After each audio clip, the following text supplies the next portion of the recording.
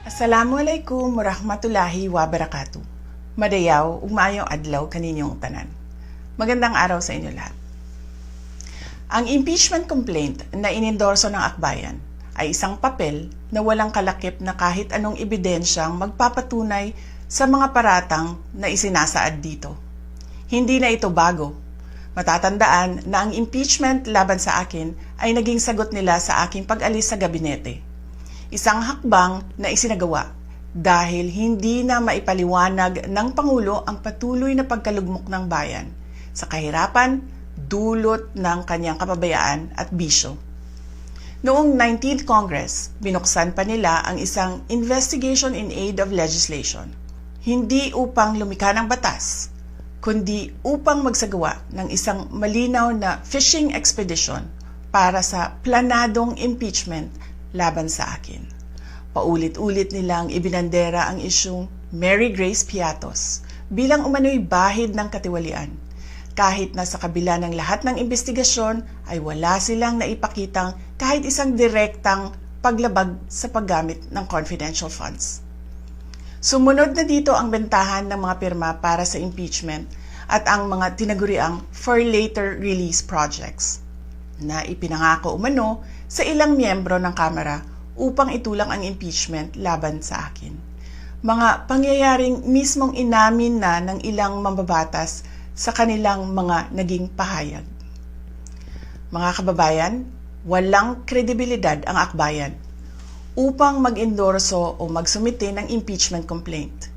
Ilang ulit ng hayagang ipinahayag ng kanilang pinuno ang kanyang intensyong tumakbo sa pagkapangulo. Isang malinaw na indikasyon ng pampulitikang motibo sa likod ng kanilang mga hakbang. Huwag nating kalimutan ang makasaysayang talumpati noong Agosto 2024 ni Risa Ontiveros, kung saan malinaw niyang inilahad ang tunay na motibo ng akbayan bilang isang grupo.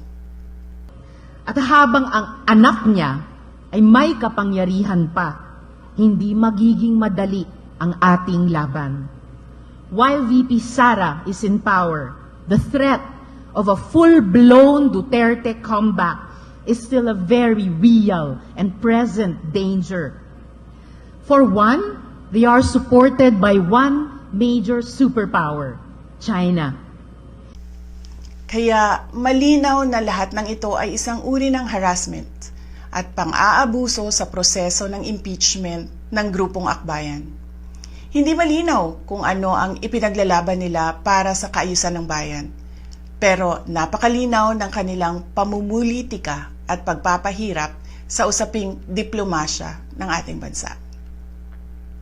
Sa huli, ang tunay na laban ay hindi lamang laban ng iisang tao o iisang grupo. Ito ay laban para sa katotohanan at sa dangal ng ating bansa.